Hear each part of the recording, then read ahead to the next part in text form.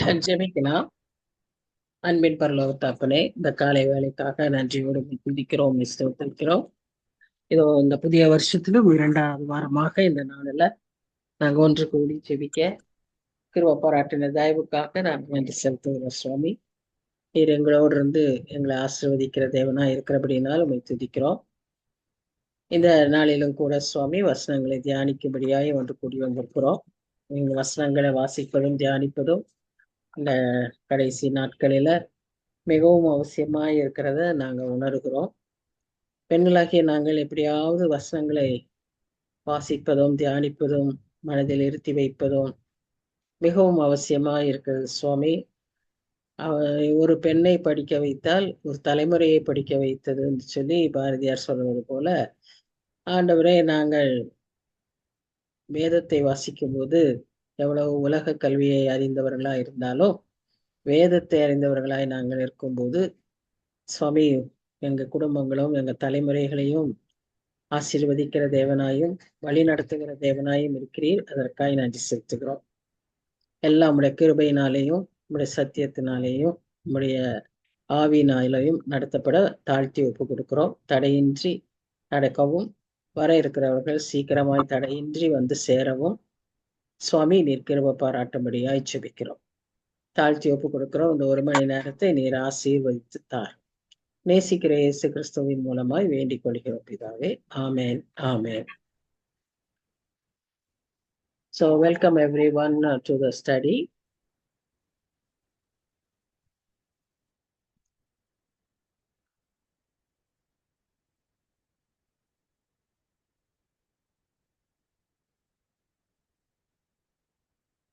எபேசியர் 5ஆம் அதிகாரத்தை தியானித்துக் கொண்டிருந்தோம்.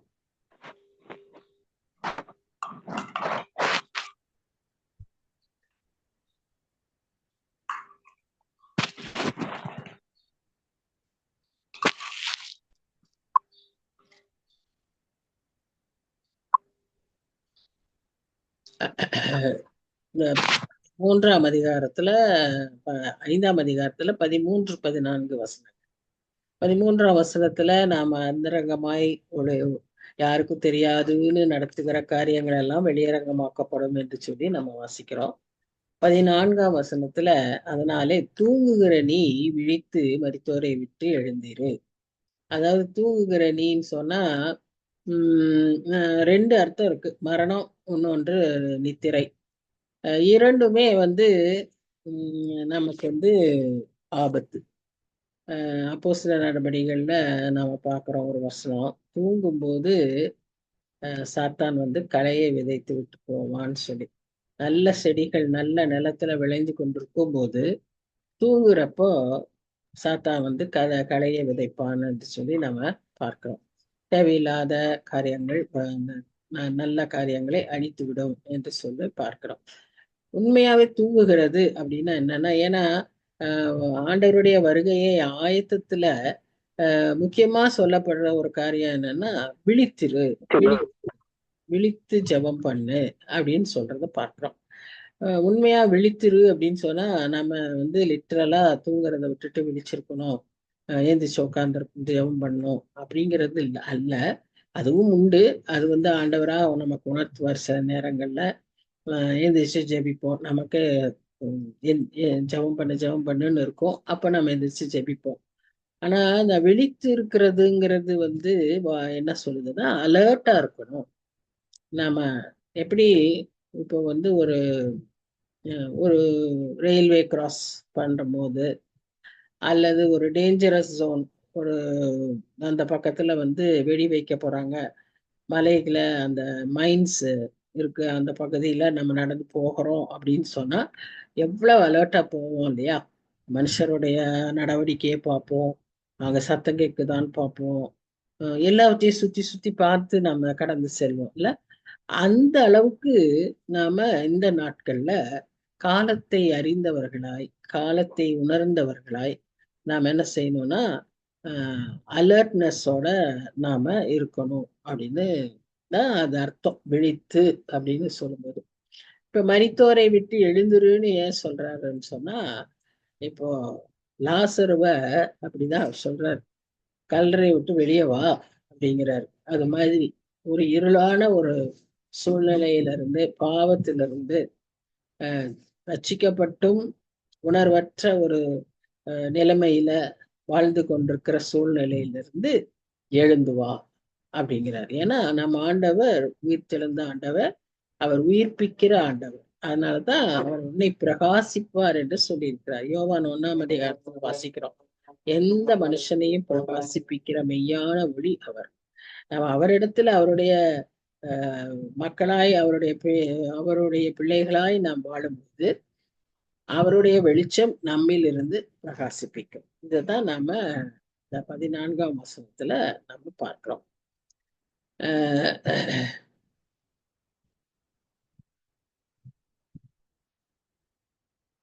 அதே மாதிரி ஸ்பர்ஜன்ன்ற ஒரு பெரிய கமெண்டேட்டர் அவர் என்ன சொல்றாருன்னா, ஒரு கிறிஸ்தவ வாழ்க்கையில இவ்விதமாய் தூங்கி போகிற நிலைமை அல்லது ஒரு உணர்வற்ற ஒரு நிலைமை பயங்கர ஆபத்தான ஒரு நிலைமை அப்படின்னு அவர் சொல்றார். ஏன்னா நம்ம தூங்குகிற அந்த உணர்வற்ற நிலைமையில இல்லாம உணர்வுள்ளவர்களா இருப்போம்னால் கிறிஸ்துவுக்காய் நாம் அநேக காரியங்களை செய்ய முடியும், செய்திருக்க முடியும். ஒருவேளை அந்த நேரத்துல ஆண்டவர் வராருன்னு வச்சுக்கோங்களேன். நமக்கு பெஸ்ட் எக்ஸாம்பிள் அந்த மத்தேயு 25ஆம் அதிகாரம் தான். அன்றைக்கு அந்த 5 பேர் நல்லா அலர்ட்டாவே எண்ணெயெல்லாம் வச்சிருந்தாங்க. இன்னொரு 5 பேர் வந்து கொஞ்சம் தான் எண்ணெய் வச்சிருந்தாங்க. ஆனா 2 பேருமே தூங்கி போயிட்டாங்க. இவங்க கொஞ்சம் தூங்காம அந்த அவங்களுடைய எண்ணெயை பார்த்துட்டு, நாம அட்லீஸ்ட் அவங்களத பார்த்துட்டு நம்ம போய் இன்னும் கொஞ்சம் எண்ணெயை வாங்கிட்டு வந்துருவோம்னு போய் அந்த நேரத்துல வாங்கிட்டு வந்திருந்தாங்கன்னா, கர்த்தர் வரும்போது இவர்கள் என்ன செஞ்சிருப்பாங்க? ஆண்டவர் வரும்போது விழிச்சிருப்பாங்க, இவங்களும் சேர்ந்து கூட்டிட்டு போகப்பட்டிருப்பாங்க. ஆனா இவங்க என்னது தெரிஞ்சுக்கிட்டாங்க? நல்லா கொஞ்சம் தூங்குறதுக்கு தெரிஞ்சுக்கிட்டாங்க. அப்போ அவங்களும் தூங்குனாங்க. ஆனா அவங்க வந்து வேண்டிய அளவு எண்ணெய் வச்சிருந்தாங்க, தூங்குனாங்க. இவங்க வந்து எண்ணெயே இல்லாத போதும் தூங்கிட்டு இருந்தாங்க. பாருங்க, கடைசியில கைவிடப்பட்டாங்க. அவ்வளோ தூரம் வந்துட்டு அது வந்து 10 பேர் தானே செலக்ட் பண்ணியிருக்காங்க. அப்போ அத்தனை பேர்ல 10 பேர் செலக்ட் ஆகியிருக்காங்க. அந்த செலெக்ஷன் வரைக்கும் வந்தாச்சு, ரட்சிக்கப்பட்டாச்சு. அடிப்படை அடிப்படை குவாலிஃபிகேஷன். அதுக்கு மேல இவ்வளவு தூரத்துக்கு வந்துட்டாங்க.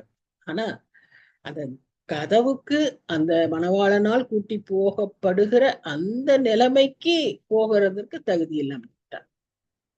நம்ம அந்த மாதிரி ஆகிவிடக் கூடாதுங்கிறது தான் எச்சரிக்கை. நிறைய பேருக்கு நான் ஒரு தடவை ரசிக்கப்பட்டுட்டேன், அதனால எனக்கு நித்திய பாதுகாப்பு உண்டு, நான் எனக்கு நித்திய ஜீவன் உண்டுன்னு சொல்லிட்டு நம்ம ஆத்மாவை குறித்த ஒரு வளர்ச்சியை குறித்த ஒரு ஒரு அறிவில்லாமல் இருப்பது நல்லதல்லன்னு போட்டிருக்கு வசனத்திலேயே. ஆத்மாவை குறித்து அறிவில்லாமல் இருப்பது நல்லது. அப்போ ஆத்மாவிற்கு நாம நல்ல ஒரு உற்சாகத்தையும் ஊக்கத்தையும் கொடுத்து கொண்டே இருக்க வேண்டும். அப்பதான் அது எதுவுமே அப்படியா. இப்ப நாம வந்து வளரணும், குழந்தையா இருந்து வளரணும் அப்படின்னா நல்ல ஊட்டச்சத்து கொடுக்கணும். அப்படியே வளர வளரவும் நம்ம சாப்பிட்டே இருக்கணும் இல்லையா? சாப்பிட்டே இருந்தா தான் நம்ம என்ன செய்ய முடியும்? வளர முடியும். ஒரு ஸ்டேஜுக்கு அப்புறம் நமக்கு வந்து வளர்ந்த உறுப்புகள், அதுல இருக்கிற அந்த செல்ஸ் எல்லாம் அழிஞ்சு போகும்போது அதை ரிப்பேர் பண்ணணும், அதை ரீப்ளேஸ் பண்ணணும். இல்ல நம்ம தேஞ்சு போகுது, கையில இருக்கிற தோல்லாம் இதாகுதுன்னா திரும்ப திரும்ப அது ரீப்ளேஸ் ஆகணும். அப்படின்னா அதுக்கு நம்ம ஊட்டம் கொடுத்துக்கிட்டே இருக்கணும். எந்த ஸ்டேஜ்லயுமே நம்ம நல்லா தெரியும். ஒரு யாராவது ஒரு பேஷண்டோ ஒரு மனுஷர் சரியா சாப்பிடல, சாப்பாடு சரியா உள்ள போகலைன்னா தட் இஸ் தி எண்டுன்னு அர்த்தம். ஏன்னா அதுக்கப்புறமா அவங்களால சர்வைவ் பண்றதுக்கு கஷ்டம். ஏன்னா உடல்ல எல்லாத்துக்கும் எனர்ஜி தேவை, ஆக்சிஜன் தேவை, ஊட்டம் வேணும். அது இல்லாத சமயத்துல நேச்சுரலா quickly that person will die. So இதுக்காகத்தான் இந்த ஊட்டத்தை நாம கொடுக்கணும். ஆத்மாவை குறித்த வளர்ச்சி, அறிவு நமக்கு மிகவும் தேவை. அதற்கு முக்கியமா நம்ம என்ன செய்யணும்னு சொன்னா, வேத வாசிப்பு, ஜெபம், இவ்விதமான ஐக்கியங்கள் இதெல்லாம் நமக்கு மிக மிக அவசியம். நாம அந்த அலட்சியமாய் அதை பற்றி அறிவில்லாம இருந்தோமானால் அது எப்படி இருக்குன்னு சொன்னா கல்ற தோட்டத்துல இருக்கிற ஒரு நிலைமை. கல்லறையை விட்டு வெளியே வந்த லாசரு மாதிரி நாம எப்படி இருக்கணும்? வெளியே வந்து நமக்கு வைத்திருக்கிற ஆண்டவர் வைத்திருக்கிற பொக்கிஷங்களை பெற்றுக் கொள்கிறவர்களாய், நமக்கு இருக்கிற ஆசீர்வாதங்களுக்கு சுதந்திரவாளிகளாய் நாம் இருக்கணும்னு சொன்னா, நாம் இந்த மாதிரி தூங்குற கிறிஸ்தவர்களாய் நாம் இருந்தா பிரயோஜனம் கிடையாது. விழித்திருக்கிற மக்களாக, எழும்பி பிரகாசிக்கிற மக்களாய் இருக்கணும். அடிப்படையாய் அதற்கு வேதத்தை நன்கு வாசிக்க வேண்டும். இந்த நாட்கள்ல வேதம் வாசிக்கிறதுங்கிறது மிக மிக அவசியம். நம்ம ஒரு ஒரு சின்ன கதையெல்லாம் எப்பவுமே இந்த யங்ஸ்டர்ஸ்க்கெல்லாம் சொல்லுவோம். அந்த கதையை இப்ப நேத்து கூட ஒருத்தர் சொன்னார், எனக்கு ஒண்ணு அது ஞாபகம் வந்துச்சு. அதனால நான் திரும்ப சொல்றேன். ஒரு வாலிபன் அவன் பர்த்டேக்கு அவங்க அப்பா கிட்ட எனக்கு நல்ல கிஃப்ட் வாங்கி கொடுங்க டாடின்னு கேட்குறான். அவங்க அப்பாவும் சரிப்பா உனக்கு என்ன வேணும், எனக்கு நல்ல கார் ஒன்று வேணும்னு சொல்றான், ஒரு பர்டிகுலர் பிராண்டு சொல்லி. அவர் ஒன்றும் சொல்லலை, வாங்கி தரேன்னு சொல்ல, வாங்கி தரலன்னு சொல்ல, பேசாம கிஃப்ட் வாங்கி தர சொன்னாரா சரி பண்ணிட்டாரு. ஆனா அவன் கார் கேட்டா அதுக்கு அவர் உண்மையை சொல்ல. அப்புறம் பர்த்டே வந்துச்சு. பர்த்டே செலிப்ரேஷன் அப்போ அவங்க அப்பா வந்து அவனுக்கு ஒரு பைபிளை கிஃப்டா கொடுக்குறாரு.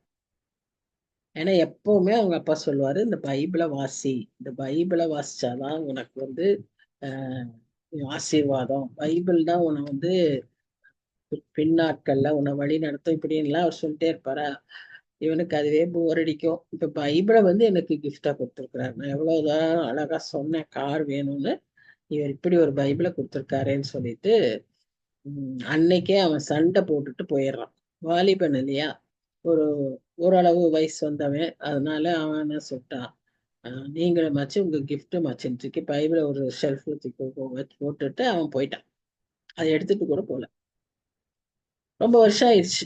ஒரு 10-15 வருஷம் கழிச்சு அவனுக்கு செய்தி வந்துச்சு. அவன் எங்க போயிட்டான்னே அவங்க அப்பாவுக்கு தெரியாது. அந்த மாதிரி யார் பேரே சொல்லாம எங்க போனான்னு சொல்லாம அவன் எப்படியோ கஷ்டப்பட்டு ஏதோ பண்ணி அவன் எங்கேயோ ஒரு வெளிநாட்டுல இருக்கான். அப்புறம் அவனுக்கு செய்தி போகுது. அப்போ அவன் வரான். அப்ப அவன் டெத்துக்கு வரான். அப்பா இறந்துட்டார். அப்ப வந்துட்டு அந்த காரியத்தை எல்லாம் முடிச்சிட்டு அந்த ரூமை அவங்க வீடு இதெல்லாம் டஸ்ட் பண்ணி இது பண்ணும்போது இந்த பைபிளை பார்க்கறான். அவனுக்கு பழைய ஞாபகங்கள் வருது. அப்போ அழுகையோட அந்த பைபிளை எடுத்து திறந்து வாசிக்கலான்னு திறந்து வாசிக்கும் போது அவன் கேட்ட காருடைய கீ அதுல இருக்கு. அன்றைக்கே அதை வாங்கும் அந்த பைபிளை கொடுக்கும் போதே அந்த கார் கீய அதுக்குள்ள வச்சு கொடுத்தாரு. ஏன்னா பையன் எடுத்து வாசிச்சான்னா அவனுக்கு இந்த ஆசீர்வாதங்கிறத அவருடைய எண்ணம். அவன் வாசிக்கிறானான்னு பார்க்கணும்னு அவருக்கு எண்ணம். ஆனா என்னாச்சு, அதெல்லாத்தையுமே விட்டுட்டு ஓடிட்டு எவ்வளவு பெரிய ஆசீர்வாதத்தை இழந்துட்டான் பாருங்க. அன்றைக்கே அதை எடுத்திருந்தா அவன் அன்றைக்கே ஒரு பெரிய கார்ல போயிருக்கலாம்.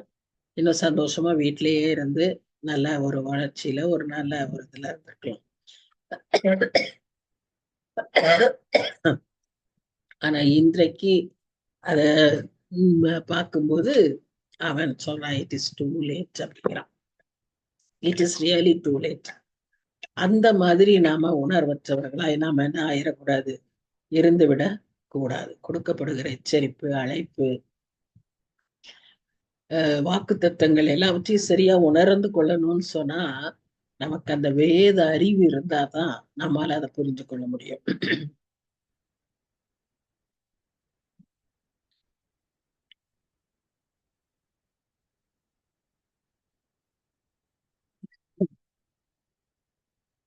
நமக்கு வேத அறிவுக்காக எங்கேயும் போய் படிக்கணும்னு அவசியம் இல்லை. நமக்குள் இருக்கிற ஆவியானவர் நம்மோடு கூட இருக்கிறபடினால நாம் எடுக்கிற சின்ன சின்ன பிரயாசங்கள் முயற்சிகளுக்கு கர்த்தர் நிச்சயம் பலன் கொடுப்பார். நமக்கு விளக்கி தருவார், ஞாபகப்படுத்துவார், உணர்த்துவார், கண்டிப்பார். அவரே நமக்கு போதும். அவர் நமக்கு சொல்லித்தருவார். அதனால நான் பைபிள் காலேஜ் போகக்கூடாதுன்னு சொல்ல. அது வந்து போகிறது ஒரு பட்டத்துக்காக, ஒரு வேலைக்காக. நாம படிக்கிறது ஆண்டவருடைய வெளிப்பாட்டுக்காக. அது ஆண்டவர் நமக்கு தனிப்பட்ட விதத்துல தருவார். சரி, 15, 16, 17 இந்த வசனங்கள்ல என்ன வசிக்கிறோம்னா, ஆனபடியினாலே நீங்கள் ஞானமற்றவர்களைப் போல நடவாமல் ஞானம் உள்ளவர்களாய் கவனமாய் நடந்து கொள்ள பார்த்து பாருங்க. ஞானமற்றவர்கள், ஞானம் உள்ளவர்கள் எல்லாருமே இந்த கூட்டமே யாருக்கு பேசுறாருன்னு சொன்னா, நான் திரும்ப திரும்ப ஞாபகப்படுத்த வேண்டியது எபேசு பட்டணத்தில் இருக்கிற இவரால் ரட்சிக்கப்பட்ட கிறிஸ்தவர்களுக்காக அவர் பேசி கொண்டிருக்கிறார். அவர்களை நல்ல ஆவிக்குள்ள வழியில வளர்த்தணுங்கிற ஒரு எண்ணத்தோடு அவர் பேசிட்டு இருக்காரு. அதுக்காக எவ்வளவு பிரயாசப்பட்டாருனால நம்ம அவருடைய அப்போஸ்தலர் நடபடிகள், அவருடைய பிரயாணங்களில நாம் அதை பற்றி வாசிச்சிருக்கோம். பலமுறை அவங்களுக்காக நிறைய நேரங்களை செலவழித்து பிரயாசிச்சு 3 வருஷம் அங்க தங்கி சொல்லி கொடுத்திருக்கிறாரு. இந்த மக்களை ஏன் அப்படின்னா அவங்க கல்ச்சுரல் பேக்ரவுண்ட் ரொம்ப மோசம். இன்னைக்கு வடநாட்டுல இருக்கக்கூடிய பீகார், இந்த ஒரிசா அப்படிப்பட்ட இடங்களில் இருக்கக்கூடிய சூழ்நிலை தான் அன்றைக்கு எபேசு பட்டணம். ஒரே விக்கிரக கோட்டையா இருந்தது. மக்கள் அங்க நிறைய பேர் விக்கிரகங்களை செய்து விற்கிறது அந்த தொழில், விக்கிரகங்களை வணங்குகிறவங்க விக்கிரக ஆராதனைகளையே வியாபாரமாக்கி கொள்ளுகிற ஒரு நிலைமை. கல்ச்சுரல் இம்மொராலிட்டி, எல்லா விதமான இம்மாரல் லிவிங் அப்படித்தான் அங்க இருந்ததை நம்ம பார்க்கிறோம். அதனால இவர் என்ன சொல்றாருன்னா, ஞானமற்றவர்களை போல் நடவாமல் ஞானம் உள்ளவர்களை போல கவனமாய் நடந்து. நம்ம கொஞ்சம் கேர்லெஸ்ஸா இருந்துட்டோம்னா, கல்ச்சருங்கிற பேர்ல, சடங்குங்கிற பேர்ல, இல்ல நம்ம ப்ராட் மைண்டடா இருக்கிறோம், நம்ம எல்லாருக்கும் அன்பா இருக்கணும், சரியா இன்னைக்கு இப்படி எல்லாம் தவறான ஒரு எண்ணங்கள் உண்டு, போதனைகளும் உண்டு. அப்புறம் எப்படி நம்ம அவங்கள ரசிக்கிறது, நாம கொஞ்சம் அவங்களோட அட்ஜஸ்ட் பண்ணி இருந்தாதான் அப்படி இப்படின்னு இன்னைக்கு நிறைய போதனைகள் இருக்கிறது. அதனாலதான் அவர் சொல்றார், ஞானமற்றவர்களை போல நடவாமல் ஞானம் உள்ளவர்களை போல கவனமாய் நடந்துக்கணும். இந்த கவனத்துல என்னன்னா, இந்த ஞானமற்றவர்களா இருக்கிற அல்லது மற்ற நான் பிலீவர்ஸ நம்ம என்ன பண்ணக்கூடாது, ஹர்ட் பண்ணாதபடி நடந்து கொள்ள பார்க்கணும். அதுவும் அவசியம். அன்பா நடக்கணும், அதே சமயத்துல அவங்க சொல்றதுக்கெல்லாம் இணங்கக்கூடாது, அதே சமயத்துல நம்ம என்ன செய்யக்கூடாது, ஹர்ட்டும் பண்ணக்கூடாது. அப்ப நமக்கு எவ்வளவு விஸ்டம் வேணும், ஞானம் வேணும். அதைத்தான் அவர் சொல்றார். ஞானம் உள்ளவர்களை போல கவனமாய் நடந்து கொள்ள பார்த்து நாட்கள் பொல்லாதவைகளானதால் காலத்தை பிரயோஜனப்படுத்திக் கொள்ளுங்கள். நாட்கள் பொல்லாதவைகள்னு இன்னைக்கு நிறைய பேருக்கு தெரியல. இன்னைக்கு உலகமே அப்படிப்பட்ட ஒரு சூழ்நிலையில இருக்கு. நாட்கள் பொல்லாதவைகள் ஆயிடுச்சு. நம்ம இன்னைக்கு ஜாக்கிரதையுள்ள கிறிஸ்தவர்களாய் நாம் இருக்கணும், ஜாக்கிரதையுள்ள மக்களா இருக்கணும். ஆவிக்குரிய விஷயங்களை குறித்து நாம அலர்ட்டா இருக்கணும்னே இன்னைக்கு தெரியாதபடி இருக்கிறதுனாலேதான் காலத்தை பிரயோஜனப்படுத்திக் கொள்ளுங்கள் சொல்றாங்க. காலத்தை பிரயோஜனப்படுத்திக்கிறதுங்கிறது ஒரு பெரிய ஒரு கிருபை. இப்ப எத்தனையோ வரங்களை பற்றி நாம் பேசிக் கொண்டிருக்கிறோம். இது கூட ஒரு வரம் மாதிரி இருக்கு. ஏன்னு சொன்னா, யாக்கோபுக்கு 12 கோத்திரம் இருந்துச்சு இல்லையா, அதுல ஒரு கோத்திரத்துக்கு பேரு இசக்கார். அந்த இசக்காருங்கிறவரை அந்த கோத்திரத்தாரை பற்றி என்ன எழுதியிருக்குன்னு சொன்னா, அவர்கள் காலத்தை அறிந்து செயல்படுகிறவர்கள். பாருங்க, அவங்களுக்குன்னு அப்படி ஒரு தனி ஒரு ஆசீர்வாதம். காலத்தை அறிந்து செயல்பட்டு அந்த மக்களை எச்சரித்து அந்த மக்களை வழி நடத்துகிற ஒரு கோத்திரம். அது எவ்வளவு பெரிய பிளஸட் கோத்திரம் பார்த்தீங்களா? இப்ப யூதா கோத்திரம் அது ஒரு பிளஸ்ஸிங், ரூபன் அது ஒரு பிளஸ்ஸிங், எப்ராஹிம் அது ஒரு பிளஸ்ஸிங். பட் இதுக்கு இப்படி ஒரு பிளஸ்ஸிங். இது இன்னைக்கு நமக்கு ரொம்ப ரெலவென்ட். ஏன்னா இன்றைக்கு நமக்கு வேண்டியது என்ன, காலத்துக்கு ஏற்ற விதமாய் பிரயோஜனப்படுத்தி கொள்ளுகிற அறிவு நமக்கு தேவை. அதனால நம்ம என்ன செய்யக்கூடாது, மதியற்றவர்களாய் இராமல் கர்த்தருடைய சித்தம் இன்னதென்று உணர்ந்து கொள்ளுங்கள்.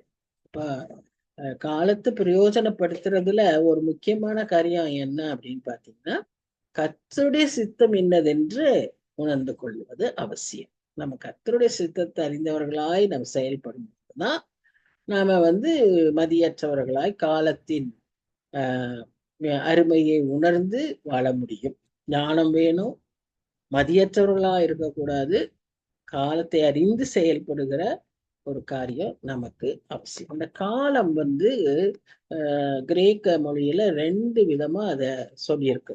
ஒண்ணு வந்து குரோனோஸ் அப்படின்னும், இன்னொரு வார்த்தை கைரோஸ் அப்படின்னும். அதாவது ஈவெண்ட், அன்னைக்கு நடக்கிற ஒரு சில ஈவெண்ட்டை வச்சு, வரலாற்று நிகழ்வுகளை வச்சு காலத்தை கணிக்கிறது. இன்னொன்னு வந்து வருஷம், இப்படி காலம், மணி, நேரம், இத்தனை நிமிஷம், அதுதான் வந்து அது ஒரு காலம். இப்படி ரெண்டும். பட் எதுவா இருந்தாலும் நமக்கு என்ன முக்கியமான வேலை? நமக்கு இந்த காலத்தை ஆதாயப்படுத்துறது. காலத்தை ஆதாயப்படுத்துறது அப்படின்னா என்ன? சந்தர்ப்பங்களை தவற விடாமல் இருப்பது. ஆப்பர்ச்சுனிட்டி, கிடைக்கிற ஆப்பர்ச்சுனிட்டிய அது வந்து இன்னொரு விதமா சொல்லியிருக்கோம். சமயம் வாய்த்தாலும் வாய்க்காவிட்டாலும்னு பவுல் சொல்லுவார். திருவசனத்தை பிரசங்கிக்க வேண்டியது என் மேல் விழுந்த கடமையாய் இருக்கிறது. இது எல்லாருக்கும் உரியது. நாம ஏதோ அப்போஸ்தலர்களுக்கு தான் இல்ல, ஒவ்வொரு கிறிஸ்தவர்களுக்கும் உள்ள ஒரு காரியம் என்னன்னு சொன்னா, சமயம் வாய்த்தாலும் வாய்க்காவிட்டாலும் இதுக்காக வெயிட் பண்ணக்கூடாது. எனக்கு ஒரு ப்ரோக்ராம் வரணும், நான் ஸ்பீக்கர்னு என்னை வந்து போடணும், அப்பதான் நான் வந்து நம்ம வீட்டுக்கு வர்றவங்கள்ட்ட பேசுறத போவே கர்த்தரை பற்றி பேச நாம பழகிக்கொள்ள வேண்டும். நம்முடைய சாதாரண சம்பாஷணைகளிலேயே நம் கிறிஸ்துவின் அன்பை வெளிப்படுத்துகிறவர்களாய் இருக்க வேண்டும். அதுதான் இங்க சொல்ற ஒரு காரியம். கலாத்தியர் 6:10 என்ன சொல்லுதுன்னு பாருங்க. கலாத்தியர் 6:10 யாராவது வாசிங்க சீக்கிரம். கடைசியாக என் சகோதரரே, கலாத்தியர் 6:10. ஆகையால் நமக்கு கிடைக்கும் சமயத்திற்கு தக்கதாக யாவருக்கும், விசேஷமாக விசுவாச குடும்பத்தார்களுக்கும் நன்மை செய்ய கடவோம். அதாவது சுவிசேஷம் சொல்றதுன்றது ஒண்ணு, நன்மை செய்யறதுங்கிறது ஒண்ணு. அத கிறிஸ்தவ அன்பை வெளிப்படுத்துறது. கிடைக்கிற சமயத்துல என்ன சமயமா இருக்கு, எப்ப இருந்தா ஏதாவது சந்தர்ப்பம் கிடைச்சிச்சுன்னா அந்த சந்தர்ப்பத்துல உதவி செய்யுது, அந்த சந்தர்ப்பத்துல அவங்களுக்கு நன்மை செய்வது. இப்போ உதவி செய்யறதுல கொஞ்சம் நமக்கு அதுதான் இருக்கும். நன்மை செய்யறதுங்கிற போது வெறும் உதவி செஞ்சுட்டு வந்துடக்கூடாது. அந்த உதவி செய்யும் போது அதுலயே நம்ம எப்படியாவது கிறிஸ்தவ அன்பை நாம் அவர்களுக்கு பகிர்ந்து கொடுக்கணும், சொல்லணும் அல்லது செய்யணும். அவங்க இல்லைன்னா நம்ம அதுக்குதான் ஞானம் வேணும், அதுக்கு ஒரு விஸ்டம் வேணும். எனக்கு இப்படி எல்லாம் நடந்துச்சு, எனக்கு இப்படி எல்லாம் ஆண்டவர் வந்து உதவி செஞ்சாரு, அந்த அன்புல நானும் உங்களுக்கு செய்யறேன் அப்படின்ற மாதிரி ஏதோ ஒரு விதத்துல நாம வந்து ஆண்டவருடைய அன்பை பற்றி அவர்களுக்கு நாம சொல்லணும். இப்போ இந்த மாதிரி சமயங்கள்லாம் நமக்கு வாய்ப்புகள் கிடைக்கும், சொல்றதுக்கு வாய்ப்பு கிடைக்கும். சில சமயங்கள்ல சில காரியங்களை பார்த்து கேட்பாங்க. ஏன்னா ஒரு தடவை இந்த ஒரு நிறைய வருஷங்களுக்கு முன்பாக அந்த கும்பகோணத்துல ஒரு அந்த எரித்தி இதே மாதிரி எரிஞ்சு நிறைய குழந்தைகள் இறந்து போயிட்டாங்க. எனக்கு ஒரு க்ளோஸ் ஃப்ரெண்ட் உண்டு. அவள் வந்து ஹிந்து. அவளுக்கு எப்படி சுவிசேஷம் சொல்றதுன்னே தெரியாம ஒரு சூழ்நிலை. கேத்தலிக்ஸ் இருக்காங்க, கிறிஸ்டியன்ஸ் இருந்தாங்க, இவ வந்து ஹிந்து. ஆனா இவளுக்கு நான் எப்படி சொல்றதுன்னு தெரியல. அப்ப அவ ஒரு கேள்வி கேட்டா, ஏன் நீ எல்லா காரியமும் கடவுளுடைய இது பிரகாரம் நடக்குது அப்படின்னு சொல்றீல, ஏன் உங்க கடவுள் என்ன கண்ணை மூடிட்டு இருந்தாரா? அந்த குழந்தைகள்லாம் என்ன ஒரு இன்னசென்ட், அவங்க வந்து ஒண்ணும் அறியாத சின்ன பிள்ளைக, அந்த பிள்ளைகளையெல்லாம் ஏன் அவர் அழிக்கணும்? எதுக்கு இவர் சும்மா இருக்கணும், கண்ணை மூடிட்டு இருக்கணும்? ஏதோ அழிவுல வேற யாராவது அழிச்சிருக்கலாம், எதுக்கு இந்த குழந்தைய அழிக்கணும்? அப்ப அப்படியே அதை பேசி பேசி கொஞ்சம் கொஞ்சமா அவள ஆரம்பிச்சா. டாபிக்க கடவுள்னு சொல்லி ஆரம்பிச்சதுனால அவளுக்கு அப்புறம் சொல்லி அவளுக்கு சுவிசேஷத்தை சொல்லும்படியாகவும் அப்படியே கொஞ்சம் கொஞ்சம் கொஞ்சம் கொஞ்சமா டெவலப் ஆகி ரிட்டையர் ஆகும்போது அவகிட்ட ஒரு நல்ல ஒரு மெசேஜை போட்டு விட்டேன். இப்ப நம்ம இனி பார்க்க மாட்டோம், இனி வந்து நம்ம எப்ப அதுதான் பார்ப்போம். ஆனா எனக்கு இருக்க ஒரே ஒரு பேர்டன் என்னன்னா, நான் வந்து பரலோகத்துக்கு போவேன், கடவுள்கிட்ட போவேன்னு எனக்கு நிச்சயம் இருக்கு. ஆனா நீயும் வரணும், நீ என் ஃப்ரெண்ட் இல்லையா, நீயும் வரணும்னு எனக்கு ஒரு இது, நீ செய்ய வேண்டியதெல்லாம் இவ்வளவுதான் அப்படின்னு அவளுக்கு ரட்சிப்பு பத்தியே ஃபுல்லா சொல்லி ஒரு வாட்ஸ்அப் போட்டு விட்டுட்டேன். ஆனா அதுக்கப்புறம் அவ எப்படி எடுத்துக்கிட்டா, அவ எங்கூட இருக்கா, என்கிட்ட எப்படி இருந்தான்னு பாத்தீங்கன்னா, அவ அவ வந்து அதான் அவட்ட அது ஒரு பெரிய வித்தியாசம். அவ வந்து அதுக்கப்புறமும் எங்கிட்ட பழைய மாதிரியே தான் பழகுவா. எப்ப பார்த்தாலுமே பழகுவா. ரீசெண்டா போன வருஷத்துல ஆஹ் நாங்க ஒரு 3 பேரு ஒண்ணா சேர்ந்து ஒரு லஞ்சுக்கு போனோம். அப்போ அவ தான் கூப்பிட்டு எங்களை எல்லாரையும், அவ வீட்டுக்கே கூப்பிட்டா. அவ்வளவு தூரம் எல்லாம் வர முடியாதுன்னு சொல்லி நாங்க ஒரு ஹோட்டல்ல மீட் பண்ணி நாங்க ஒரு லஞ்ச் போயிட்டு வந்தோம். நல்லா இருந்தது. அதே அன்புல அவ இன்னும் இருக்கா. ஆனா அவளுக்கு அப்பப்போ நான் சொல்லத அவளுக்கு ஞாபகப்படுத்தும்படியா கர்த்தர் உதவி செஞ்சார். அந்த மாதிரி நம்ம கிடைக்கிற வாய்ப்பை எப்படியா நமக்குள்ள அந்த பேர்டன் இருக்கணும். எப்பயாவது சொல்லணும். இதே மாதிரி இன்னொரு பொண்ணு எனக்கு, அவ 82ல படிச்சவ. இன்னைக்கு வரைக்கும் என் பர்த்டே, என் கல்யாண நாள், என் ஹஸ்பண்ட் பர்த்டே, என் பிள்ளைங்க பர்த்டே எல்லாத்துக்கும் முந்தி கார்டே அனுப்புவா. 3 ரூபா 4 ரூபாய்க்கு போட்டு கார்டு அனுப்பிட்டு இருந்தா. அப்புறம் இப்ப ரிட்டையர் ஆயிட்டா. அதனால அவ வந்து வாட்ஸ்அப்ல அனுப்புவா. அவளுக்கும் அப்படித்தான். என்ன ரொம்ப எனக்கு அவள்கிட்ட கடன்பட்ட மாதிரி இருக்கும். இத்தனை ஞாபகமா செய்யறாளே, அவளுக்கு ரட்சிப்பை நம்ம சொல்லவே இல்லையே அப்படின்னு நாங்க ரிட்டையர்மெண்ட்டுக்கு கொஞ்சம் முன்னால ஒரு நாள் அவளை தனியா கூப்பிட்டு சாப்பல்ல நாங்க ஜெபிக்கும் போது அவளையும் கூப்பிட்டு அவளோட கூட சேர்ந்து அப்ப நாங்க பேசணும். அப்போ இதெல்லாம் எனக்கு முன்னாலே தெரியும் மிஸ் அப்படின்னு அவ சொல்றான். எனக்கு முன்னாலே தெரிஞ்சா பத்தாது, நீ வந்து உண்மையாவே இதை அக்செப்ட் பண்ணிக்கணும் கேட்டாரு. இப்போ எனக்கு எதுக்கெடுத்தாலும் அவ அனுப்பும் போதெல்லாம் டெய்லி குட் மார்னிங் போடும். இன்னைக்கு வரைக்கும் டெய்லி குட் மார்னிங் வரும். அப்போ ஏதோ ஒரு வாரத்துல ஒரு நாள் அவளுக்கு ரெஸ்பாண்ட் பண்ணேன். அந்த டைம்ல இந்த மாதிரி நமக்கு கிடைக்கிற வசனங்கள், அவளுடைய சூழ்நிலைக்கு ஏற்ற, அவ நிறைய கஷ்டங்கள் எல்லாம் சொல்லுவா, அதுக்கு ஏத்த மாதிரி வசனத்தை சொல்லி பிலீவ் இன் ஜீசஸ்ன்னு போட்டு விட்டுவேன். ஸோ நம்ம கிடைக்கிற வாய்ப்பை நம்ம எப்படியாவது இப்படி நம்ம ஒவ்வொருத்தருக்கும் நிறைய வாய்ப்புகள் கிடைக்கும். எனக்கு இவ்வளவுதான், ஏதோ ஃபியூ, பட் உங்களுக்கு இன்னும் நிறைய கிடைக்கும். அதனால கிடைக்கிற சந்தர்ப்பங்கள் சமயங்களை நாம சரியா பயன்படுத்திக்கிறது தான் காலத்தை ஆதாயப்படுத்தி கொள்கிற அறிவு. அது கர்த்தருடைய சித்தத்தை அறிந்து நம்ம செய்யணும். அந்த முட்டாள்தனமா போய் எதையாவது செஞ்சு நம்ம உறவை நம்ம வந்து பாதிச்சிடக்கூடாது. அதே சமயத்துல நம்ம செய்ய வேண்டிய விதத்துல அதை செய்யணும். அதுதான் அவர் அங்க சொல்றாரு.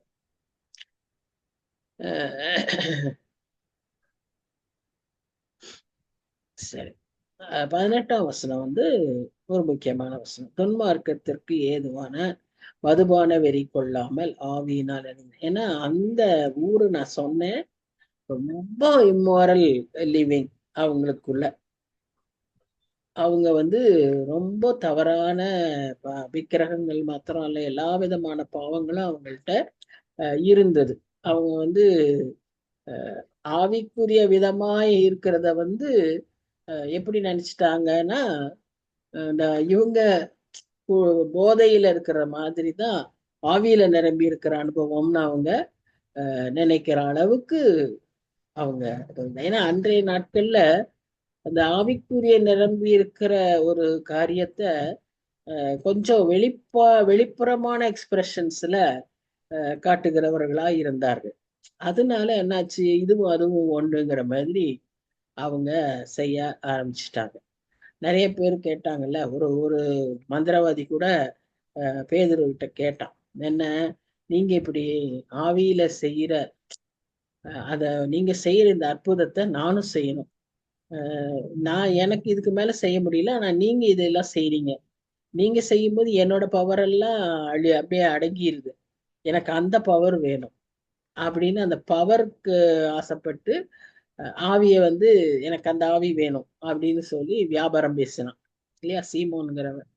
அவன் அப்புறம் மாய வித்தக்காரனே, உன் இருதயத்துல இருக்கிறது கபடும் கசப்பும் பிச்சும் இருக்கிறது, நீ முதல்ல ரட்சிப்புக்குள்ளவா, மனந்திருவு, குணப்படுன்னு சொல்லி பேதுரு சொல்றாரு. சோ அவங்க எதையுமே அந்த மாதிரி நினைக்கக்கூடிய மக்களாய் இருந்தார்கள். அந்த அப்படிப்பட்ட மக்கள் மத்தியில நாம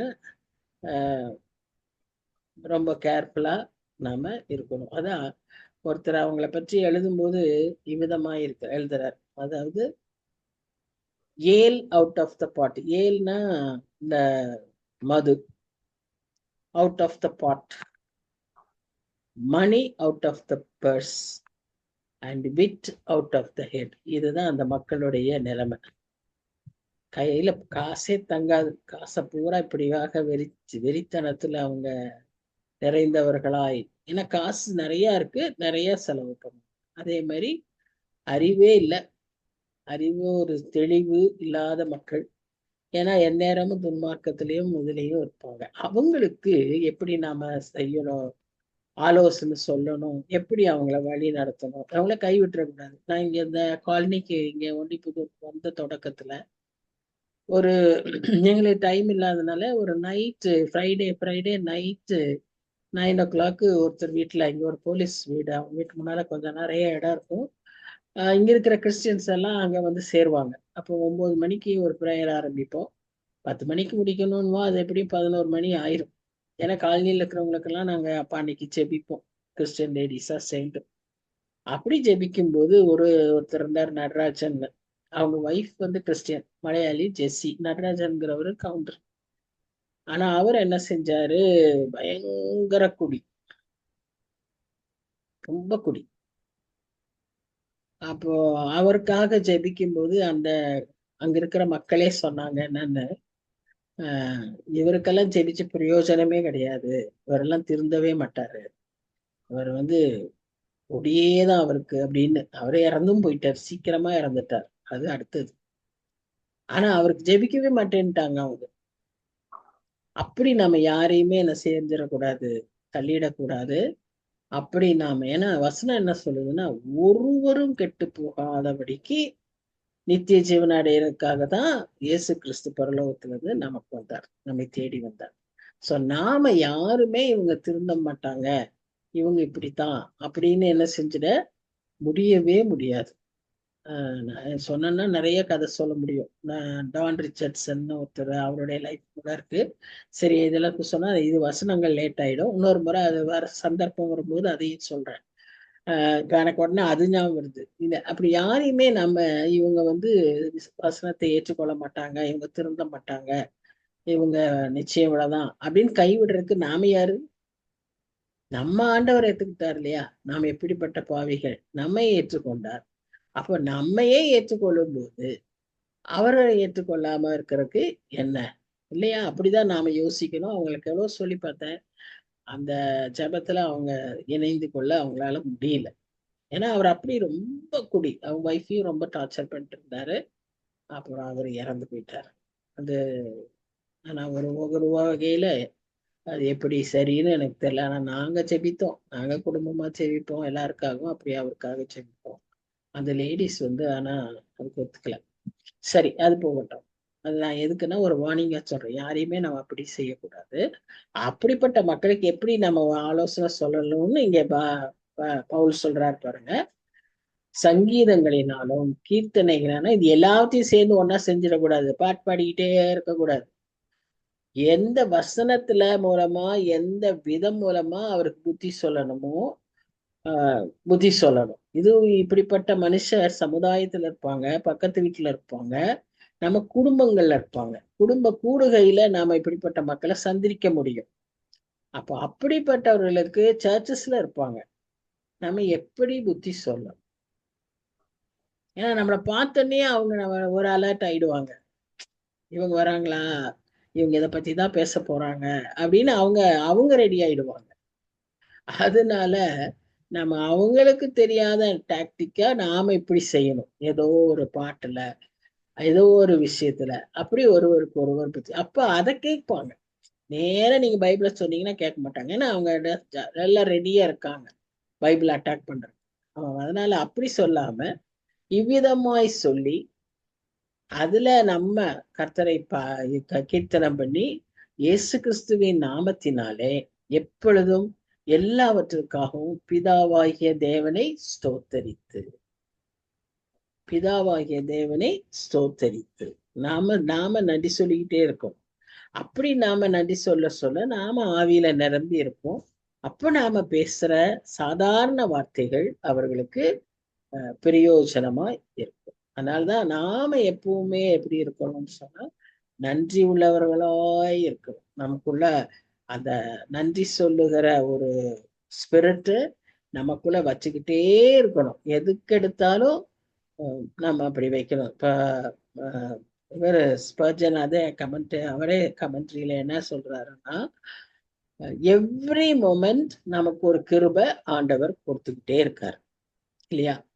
மூச்சு விடுறது எதை எடுத்தாலும் சரி, எவ்ரி மொமெண்ட் ஒவ்வொரு நிமிஷமும் நமக்கு. அப்போ நீ கீழே பார்க்க முடியுதா, நீ கர்த்தருக்கு ஸ்தோத்திரம் பண்ணு. ஏன்னு சொன்னா கீழே பார்க்கும்போது பாதாளத்திலிருந்து உன்னை காத்திருக்கிறாருங்கிற ஒரு நன்றி.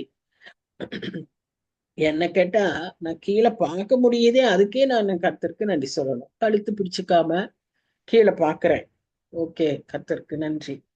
ரைட் சைட் பார்க்கறியா, ரைட் சைட் மூலமா ரைட் ஹேண்ட் மூலமா உனக்கு எவ்வளவு நன்மை கொடுத்துருக்காரு. உன் ரைட் ஹேண்ட் செயல்படுது. இன்னைக்கு ரைட் ஹேண்ட் செயல்படாத எத்தனையோ பேர் இன்னைக்கு கஷ்டப்படுறாங்க. திடீர்னு ஸ்ட்ரோக்கு, திடீர்னு கை வரல, எத்தனையோ பிரச்சனைகள். லெஃப்ட், இப்படி ஒவ்வொன்றையும் நீங்க யோசிக்கும் போது நிமிஷத்துக்கு நிமிஷம் நன்றி உள்ளவர்களாய் நாம இருக்க முடியும். அப்படி நாம நன்றி உள்ளவர்களாய் இருக்கிறப்போ, வசனங்களை சொல்லி சொல்லி தியானிக்கிறப்போ, வசனங்களே நினைவாய் இருக்கும்போது நாம பேசுறப்போ அவங்களுக்கு அந்த சாதாரண வார்த்தைகள் பிரயோஜனமாய் இருக்கும்.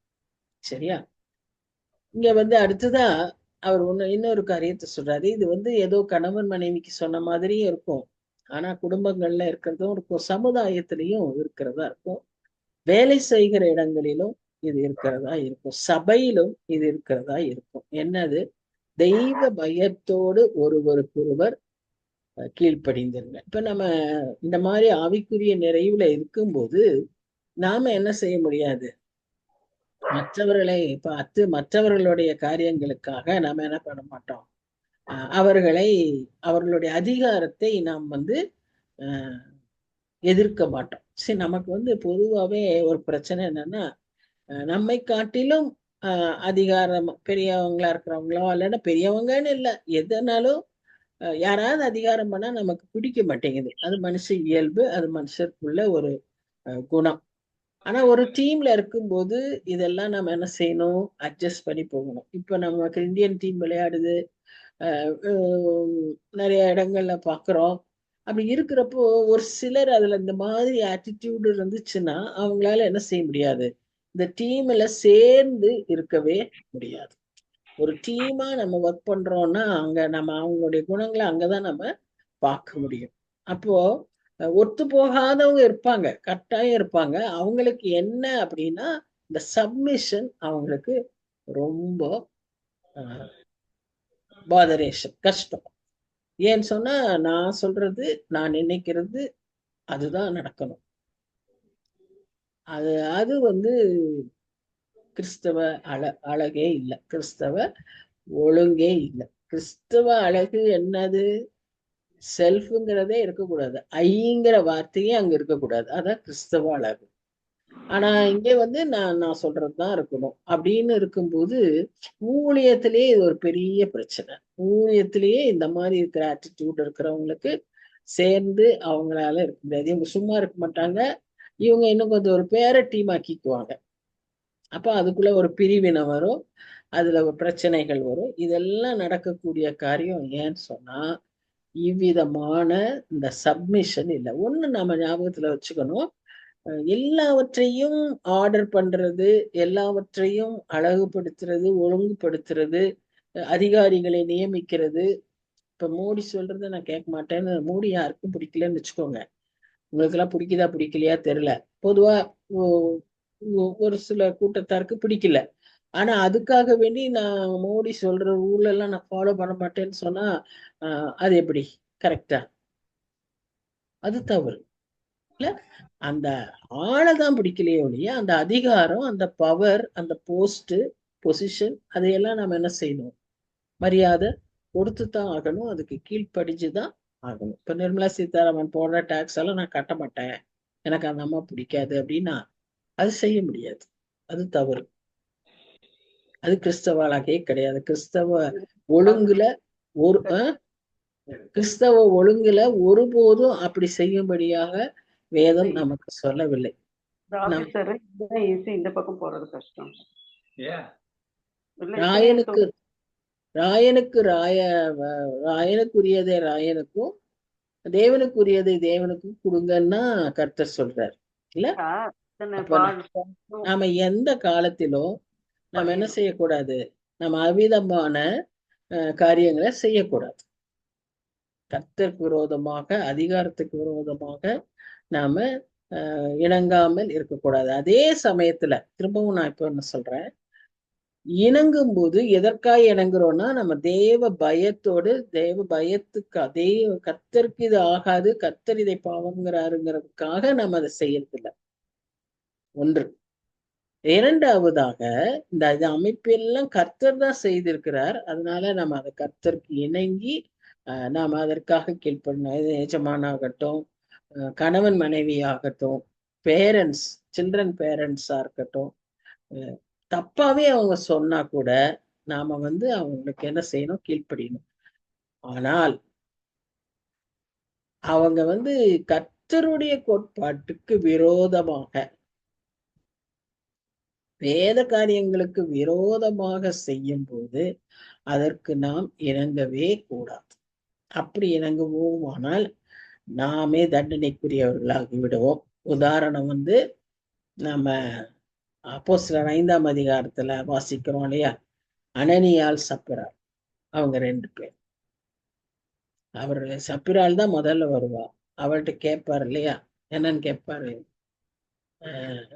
சப்பிராள் வரால அனனியா வர இல்ல, அவர்கிட்ட கேட்பாரு, ஆவியானவரிடம் பொய் சொல்வதற்கு நீங்க 2 பேரும் இணங்கி போனது எப்படி அப்படின்னு. நாம மனுஷர் ஹஸ்பண்டுக்கு கீழ்ப்படியணும், ஹஸ்பண்ட் சொல்றதெல்லாம் செய்யணும், அவருக்கு இணங்கி கீழ்ப்படிதல் வேற, இணங்குறது வேற. அதை திருப்பி சொல்றேன், நான் அடுத்த வசனங்கள்ல சொல்றேன். ஆனா ஆண்டவருக்கு விரோதமான காரியங்கள்ல நம்ம என்ன செய்யவே கூடாது. நம்ம நிறைய எக்ஸாம்பிள்ஸ் இருக்கு. தானியேல் உலக அளவு அதிகாரங்கள்னு பார்க்கும்போது தானியேல், அவனுடைய நண்பர்கள், ஆதியிலேயே யாத்ரா புஸ்தகத்திலே பார்க்கிறோம், இந்த மிட்வைஃப்ஸ் சிப்போராள், பூவாள், அவங்க எல்லாம் இப்படி பிறந்தே நம்ம பார்க்கிறோம். பேதுரு, யோவான், நீ வெளியே போய் இதை பத்தியே பேசக்கூடாதுன்னு சொல்லுவாங்க. இயேசுவின் நாமத்தை உச்சரிக்க கூடாது, உயிர்த்தெழுந்தாலும் பேசக்கூடாதுன்னு அடுத்த நாள் காலையிலேயே ஆலயத்துல போய் அதை பேசுவாங்க. நாள்தோறும் பேசினார்கள்னு சொல்லி நம்ம அதை வாசிக்கிறோம் 4ஆம் அதிகாரம்.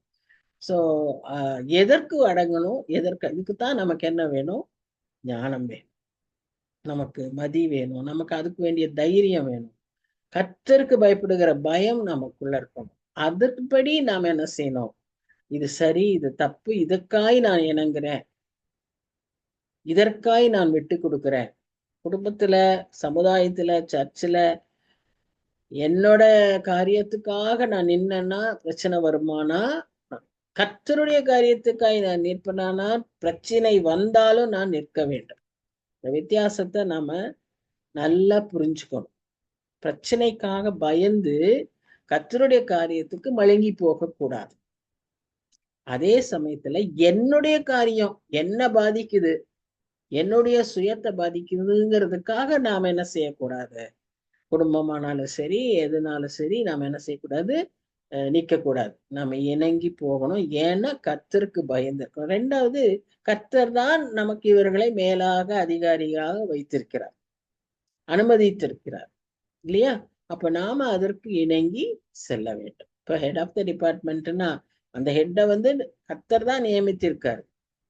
அப்ப அவங்க சொல்றதுக்கு நம்ம கீழ்ப்படிஞ்சு ஆகணும், அவங்களோட இணங்கி போகணும். டிபார்ட்மெண்டா முடிவு செய்யற காரியங்களுக்கு நான் இணங்கி போகணும். அதே சமயத்துல இது கிறிஸ்தவத்துக்கு விரோதமாக எல்லாம் சேர்ந்து பூஜை செய்யணும், ஆயுத பூஜை செய்யணும் அப்படின்னு சொன்னா அதுல நாம என்ன செய்யணும், விலகி நிக்க. சாரி மிஸ், என்னால் இது செய்ய முடியாது, இது எங்களுடைய இதுக்கு வித்தியாசமானது, நான் மற்றபடி உங்களோட எல்லாம் நான் செய்யறேன், ஆனா இதை நான் செய்ய முடியாது அப்படின்றத நாம தெளிவா சொல்ல அங்க மழுங்கிட்டு அவங்களுடைய ஃபேவருக்காக நம்ம காரியத்தை செய்வோமானால் அனனியா சப்பீரால் மாதிரி தான் அந்த முடிவு நமக்கு சரி. அப்படிப்பட்ட உதாரணங்களை நம்ம வேதத்தில் பார்க்கறதில்ல. நமக்கு ஆண்டவருக்காக எதிர்த்து நின்னவங்களை தான் நாம பார்க்கிறோம். இப்ப அதேதான் அந்த இணக்கம் அந்த கீழ்ப்படிதல் தான் இங்க மனைவியிலே கர்த்தருக்கு கீழ்ப்படிதல் போல உங்கள் சொந்த புருஷருக்கும் இப்படி எல்லாத்துலயும் நீங்க கீழ்ப்படியலாம். ஆனா கர்த்தருடைய காரியத்துக்கு விரோதமான செயல்பாடுகளுக்கு நீங்க என்ன செய்யக்கூடாது, கீழ்ப்படியக்கூடாது. மற்றவை எல்லாவற்றுக்கும் நாம் கீழ்ப்படிய வேண்டும். ஏன்னு சொன்னா கர்த்தர் நியமித்திருக்கிறார். திருமணம் கர்த்தர் தான் செஞ்சாரு, புருஷர் கர்த்தரை தான் நமக்கு கொடுத்தாருன்னு நம்ம நம்பி விசுவாசிக்கும் போது நமக்கு அவருக்கு கீழ்ப்படுகிறது கஷ்டமாவே இருக்காது. ஏன்னா கர்த்தருக்கு பயப்படுற பயம் நமக்கு இருக்கு. கர்த்தர் தான் இதை செஞ்சிருக்காரு. அப்ப நான் கர்த்தருக்கு கீழ்ப்படுகிறது மாதிரி நான் இவருக்கு என்ன செய்யணும், கீழ்ப்படியணும்னு வேதம் சொல்லுது. அதனால நான் கீழ்ப்படுகிறேன். எப்படின்னா கீழ்ப்படுகிறது ரொம்ப சுலபம். ஆனா இங்கதான் எனக்கு ஒரு சந்தேகம் வரும். எப்பவும் அவங்களா ஒரு கணவரை தெரிஞ்சுக்கிட்டாங்கன்னா அப்ப கர்த்தருக்கு கீழ்ப்படிகிறது போல நான் கீழ்ப்படுகிறது எப்படி அவங்க கீழ்ப்படிவாங்கன்னு தெரியல. ஆனா அப்பவும் செய்ய முடியும். எப்படின்னா இருவருமாய் சேர்ந்து கர்த்தரோடு கூட ஒப்புரவாகி அவங்க அதற்கான மன்னிப்பை பெற்று அவங்க சுய சித்தத்தை செய்ததுக்கெல்லாம் அறிக்கை செய்து வந்தாங்கன்னா அப்ப என்ன நடக்கும், கர்த்தருக்கு கீழ்ப்படியது போல உங்கள் சொந்த புருஷருக்கு. அடுத்தது இங்க பாருங்க, சொந்த புருஷருக்கு இது வேற அங்க இருக்கிற ஒரு கல்ச்சுரல் ஃபிளா. நிறைய புருஷர்கள் இருக்கலாம், வேற வேற புருஷர்கள் இருக்கலாம். அதனால சொந்த புருஷர்கள் இப்படியெல்லாம் அங்க சூழ்நிலைகள் அதற்கேற்ற விதமாக அவங்க பேசுறாங்க.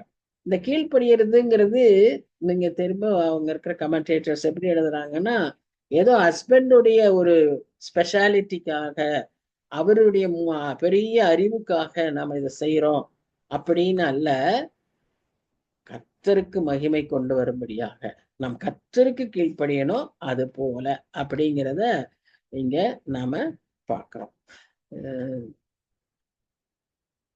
இங்க கிறிஸ்து சபைக்கு தலையார், குடும்பத்துல யார் தலைவர், புருஷன். அவரோட டெசிஷன் தனியா எடுக்க முடியாது. நம்மோடு சேர்ந்து வைஃப்ஸோட சேர்ந்துதான் அவர் எடுக்கணும். அதுதான் வேதம் சொல்லியிருக்கு. ஆனா அவர் தான் தலைவர். தலை தனியா வேலை பார்க்காது இல்லையா? தலை தனியா இருந்துட்டா, உடம்பே இல்லாம இருந்தா தலை வேலை பார்க்க முடியுமா? எல்லாமும் வேணும், ஆனா தலையும் வேணும். அது யார் தலை இல்ல. அப்போ அந்த மாதிரிதான் சபைக்கும் கர்த்தர் தலையா இருக்கிறாரு, சரீரத்துக்கும் அவர் தான் தலையா இருக்கார். அதனால நம்முடைய சரீரம் கர்த்தருடைய ஆலயம் அப்படிங்கிற ஒரு எண்ணத்தோடு நாம் அவருக்கு கீழ்ப்படிய வேண்டும். கணவர்களுக்கு கீழ்ப்படிய அழைக்கப்படுகிறோம். இதான் 2வது.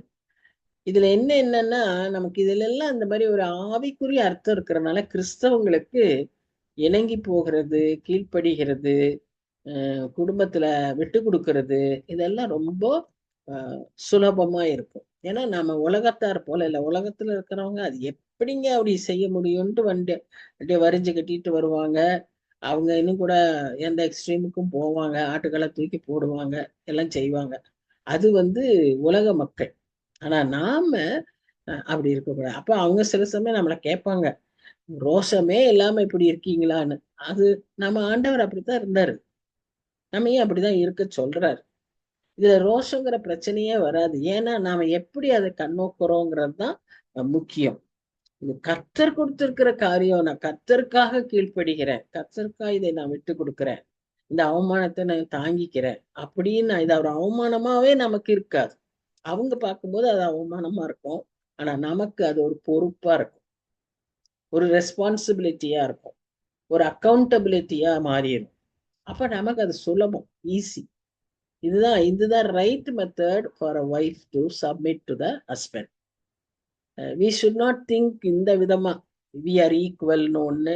2வது அவரு செய்யறதெல்லாம் சரி கிடையாது, அவர் என்ன பெரிய புத்திசாலியா, இதெல்லாம் கிடையாது. அவர் புத்திசாலியா இருக்கிறதுனால உனக்கு கீழ்ப்படிய சொல்லல, அவரை உனக்கு புருஷனா கொடுத்துருக்கிறதுனால நீ கீழ்ப்படி.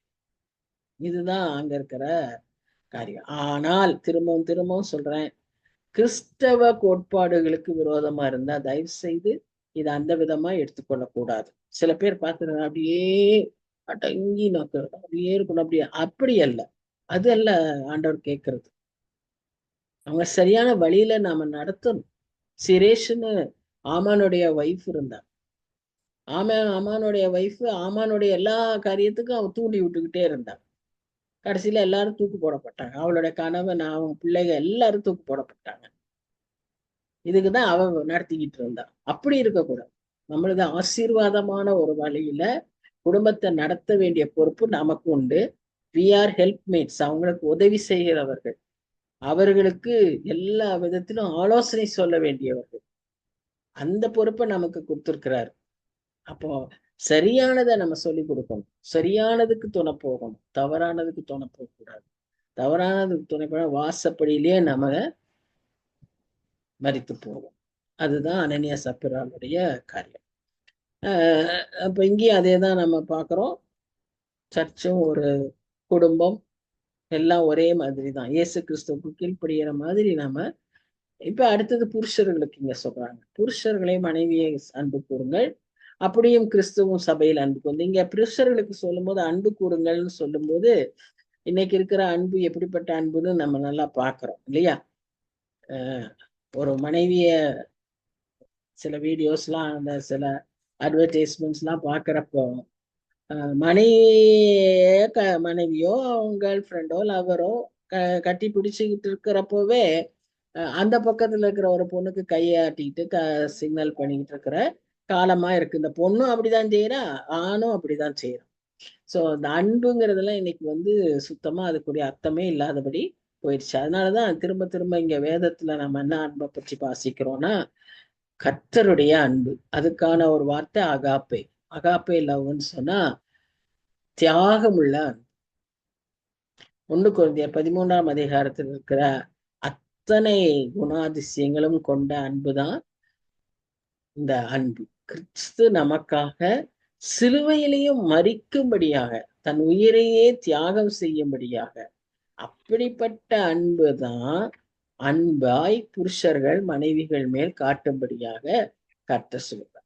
நிறைய சமயத்துல நீங்க கீழ்ப்படியணும், மனைவிகள் கீழ்ப்படியணுங்கிறதையே கணவன்மார்கள் பேசிட்டு இருப்பாங்க. ஆனா அவங்களுக்கு வச்சிருக்க அந்த பெரிய கட்டளையை அவங்க புரிஞ்சுக்கவே இல்லை. அவங்க கொடுத்துருக்க கட்டளை என்ன தெரியுமா? தங்க சொந்த சரீரங்களை போல நம்மையும் பாவித்து, மனைவிகளை பாவித்து, அதே போல அங்க பாருங்க 27, 28 எல்லாம் கரையற்ற பிழையற்ற பரிசுத்தமுள்ள அன்பு, அதன் மூலமாய் அவர் தன்மை தாமே ஒப்பு கொடுத்த அந்த அன்பு, மரணத்துக்கு ஏதுவாய் தன்னை ஒப்பு கொடுத்த அந்த அன்பு, இது யார்கிட்ட இருக்கணும்? புருஷர்கிட்ட இருக்கணும். அப்போ அந்த மாதிரியான ஒரு அன்பை தான் கர்த்தர் புருஷர்களிடம் அந்தபடியே புருஷர்களும் அவர்களை அன்பு கூற வேண்டும். தன் சொந்த மாம்சத்தை பகைத்தவன் ஒருவனும் இல்லையே. கர்த்தர் சபையை போஷித்து காப்பாற்றுகிறது போல ஒவ்வொருவனும் தன் மாம்சத்தை போஷித்து காப்பாற்றுகிறார். அதை போலவே நாம் ஒவ்வொரு புருஷனும் வைஃப் மேல அன்பா இருக்கணும். அதே போல இந்த biblical love should be there. ஏன்னா நாம் ஒவ்வொருவரும் அவருடைய அவயவங்கள், புருஷனாகட்டும், மனைவியாகட்டும், தாயாகட்டும், பிள்ளையாகட்டும், எல்லாரும் நாம் யாரு? கிறிஸ்துவின் அவயவங்கள். அதனால அந்த அன்புல நாம நிலைத்திருக்கணும். இதனாலதான் என்ன சொல்றாங்கன்னா, அந்த ஃபண்டமெண்டல் பிரின்சிபல் முந்தின எல்லா விதமான அசோசியேஷன்ஸையும் விட்டு இந்த புதிய உறவுக்குள்ளாக, நீ புதிய ரிலேஷன்ஷிப்ல அதுல நாம என்ன வார்த்தையை பிடிச்சுக்கிறோம்? தாயையும் தகப்பனையும் விட்டு பிரிந்து அப்படிங்கிற வார்த்தையை நம்ம பிடிச்சுக்கிறோம். ஆக்சுவலா அர்த்தம் என்னன்னா, இதற்கு முன்பா இருந்த உன்னுடைய எல்லா விதமான உறவில் இருக்கக்கூடிய பழக்க வழக்கங்கள், அந்த காரியங்களை எல்லாம் விட்டு, ஈவன் பேரண்ட்ஸே கூட நீ இதற்கு முன்பாக வைத்திருந்த அந்த அந்த நிலைமை மாறி, இப்பொழுது நீ முழுமையாக யாரை நம்பி யார் மேல அன்பு செலுத்த கடமைப்பட்டிருக்க? மனைவி மேல அன்பு செலுத்த, மனைவி கணவன் மேல அன்பு செலுத்த. அதுக்காக தாய் தகப்பனை விட்டு பிரிஞ்சு இருக்கணும்ன்றது அர்த்தம் இல்லை. தாய் தகப்பன் மேல எந்த அளவுக்கு அன்பு வைக்கணும், கணவன் மேல வைக்கிற அன்பை தாய் தகப்பன் மேல வைக்க முடியுமா? அது வேற இல்லையா? அந்த நிலைமைய அவர் அந்த இடத்துல அவர் முக்கியப்படுத்துறார். இப்ப இந்த ரகசியம் பெரியது. நான் கிறிஸ்துவை பற்றியும் சபையை பற்றியும் சொல்லுகிறேன். எப்படியும் உங்களிலும் அவனவன் தன்னிடத்தில் அன்பு கூறுவது போல தன் மனைவியின் இடத்திலும் அன்பு கூற கடவன். மனைவியும் புருஷனிடத்தில் பயபக்தியால் இருக்க கடவன். கர்த்தரிடத்துல இருக்கிற மாதிரி நாமும் கணவன்மாரை நாம அவ்விதமாக பயபக்தியோடு அவங்களுக்கு இணக்கமாய் காரியங்களை செய்ய கர்த்தர் நம்மை அழைக்கிறார். இதுதான் இந்த அதிகாரத்துல பவுலும் சரி பேதுருவும் சரி ஒவ்வொரு லெட்டர்லையும் இந்த சில காரியங்களை முக்கியப்படுத்திக்கிட்டே இருப்பாங்க. Relationship, husband and wife, master and servants, அப்புறம் பேரண்ட்ஸ் அண்ட் சில்ட்ரன், இதெல்லாம் அன்றைய சூழ்நிலையில முதல் செஞ்சுரியில இருந்த கிறிஸ்டியன்ஸுக்கு ஒரு பெரிய ப்ராப்ளம், அன்னைக்கு இருந்த ப்ராப்ளம். அதை சால்வ் பண்றதுக்காக தான் இவங்க இந்த லெட்டர்ஸ்ல இதையெல்லாம் முக்கியமா எழுதி வச்சிருக்காங்க.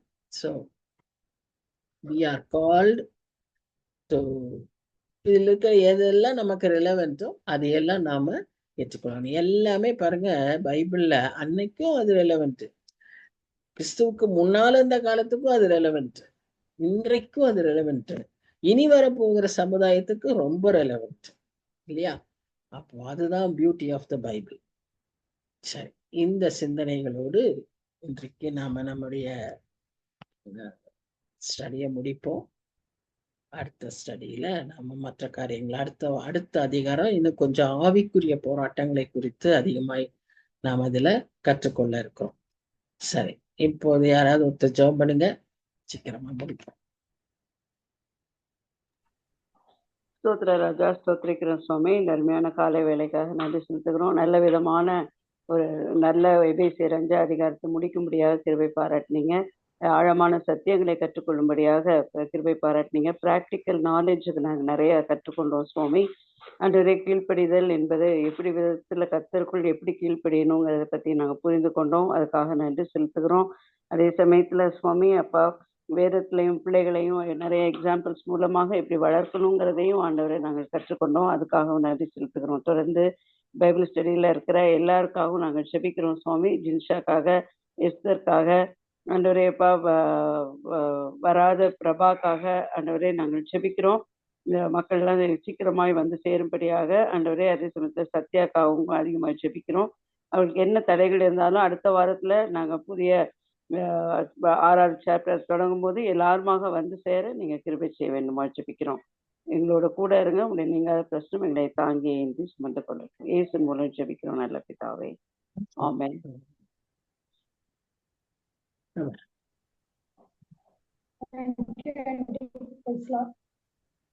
Praise the Lord. Jaya. Praise Lord. Thank you.